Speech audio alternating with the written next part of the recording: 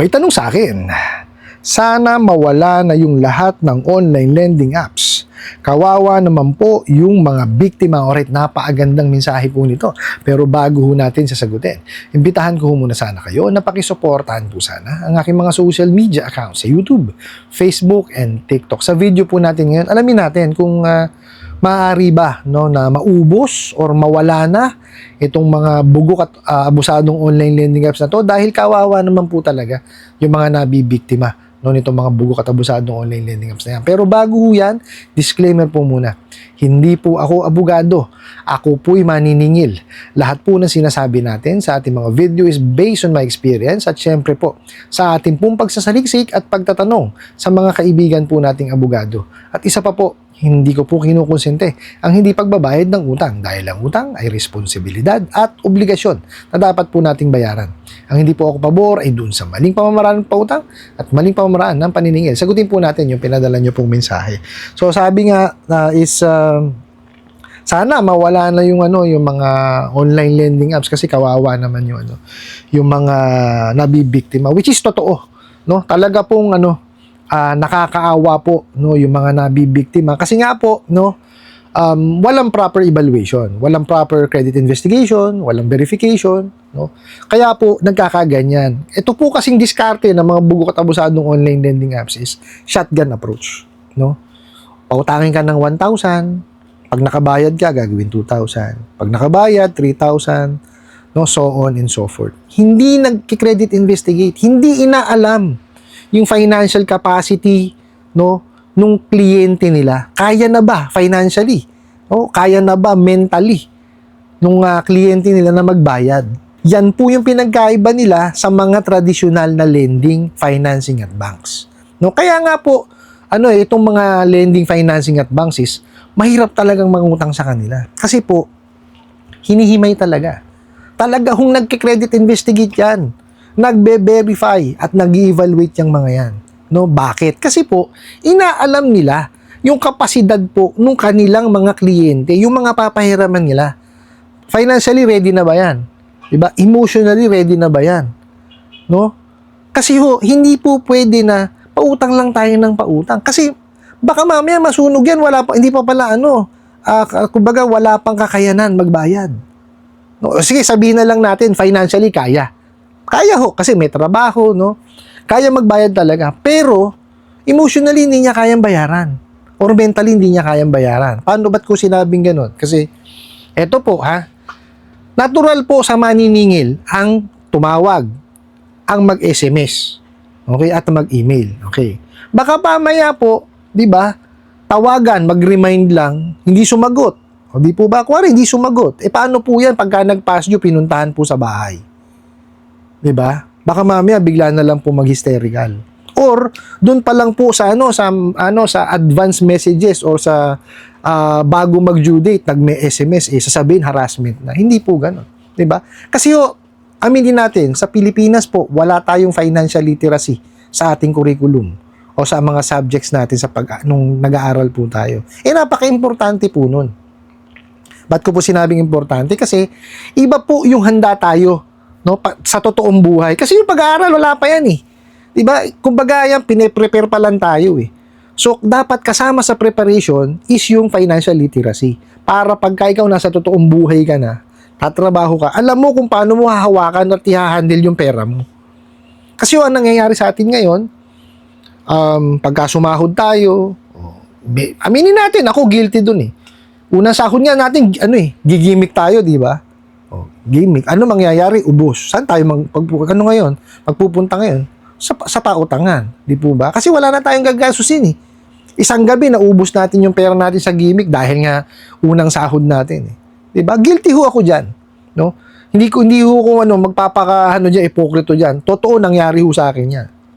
At hindi lang ho sa unang sahod ko yan. Kada lilipatan ko ho nun. Unang sahod talagang nagpapainom ako noon. Ganun ho talaga ako noon. Ngayon, buti na lang nabago na sa akin 'yun, Kasi ganun ho tayo 'Di ba? Nahihiya tayo sa mga kasama natin pag nabuyo tayo na, painom ka na, pakain ka na, bagong sahod ka, unang sahod mo.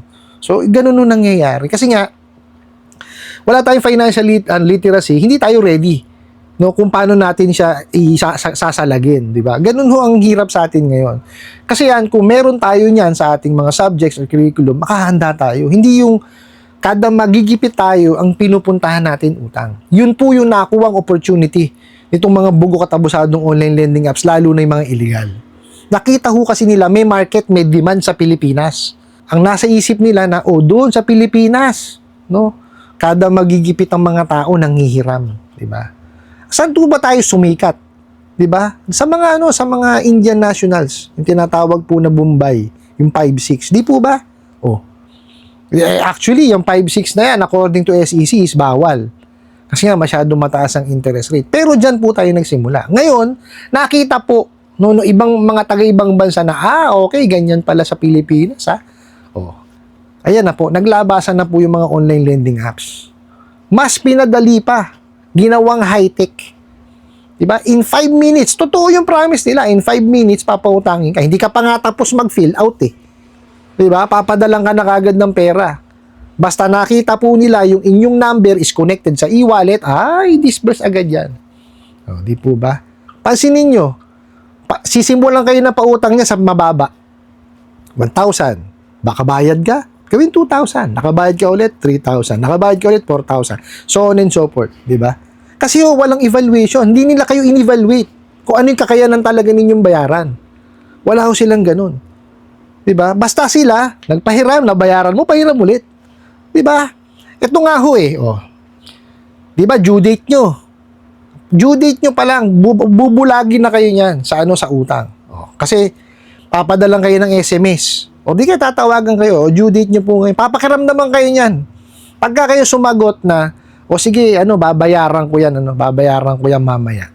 Sige. Nag-aanta ba yan?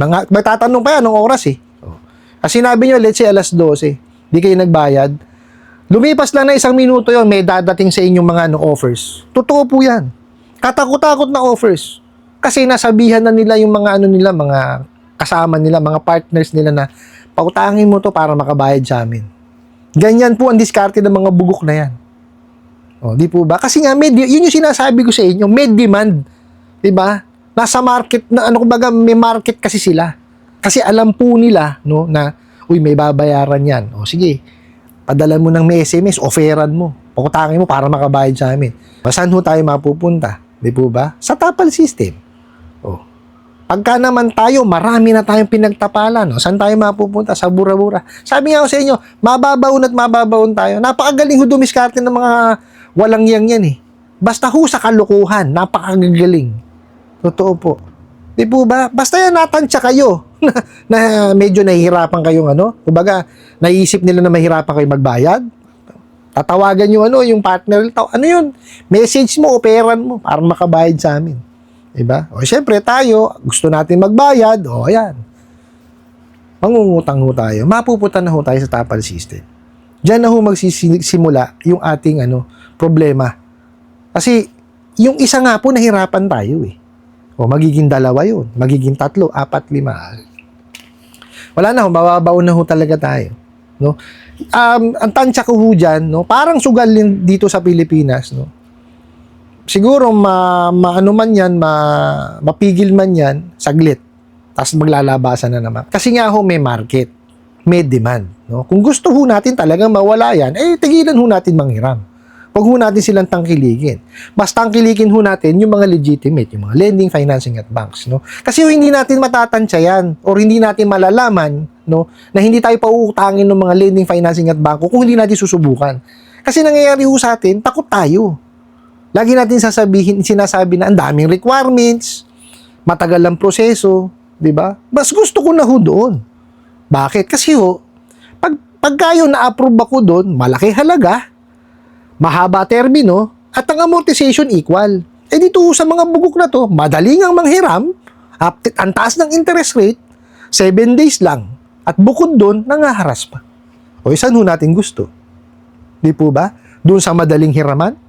Na para kumuha ng bato, pinalo mo sa ulo mo? O doon sa mahirap utangan? Na pag hiniraman mo naman, malaki yung halaga, mahaba yung term. Kumbaga, nasunod sa batas. Di po ba? Kaya kung gusto talaga nating matapos na itong bugo katabusadong online lending apps, lalo na yung mga illegal, wag ho natin silang tangkilikin. Kasi habang tinatangkilik natin yan, lalo lang ho silang dadami. No, yun lamang naman po ang ang masasabi ko diyan, kasi sa ngayon talaga ho mas parami pa yan dahil nga ho lalo ngayon Disyembre. Ay naglilip ako lang ho, napakarami ko nare-receive na na offers Di po ba? Kasi December, kailan ho ang kailan ho ang sakit ng ulo niyan? Within this December hanggang January, February, March, masakit ho ang ulo natin yan. Ano po? I hope nasagot ko po itong katanungan na to at sana po'y makatulong. Maraming salamat po sa inyong walang sawang pagsuporta at panonood sa aking mga video. Maraming salamat po sa inyong pag-like, pag-share, pag-comment at pagtatanong.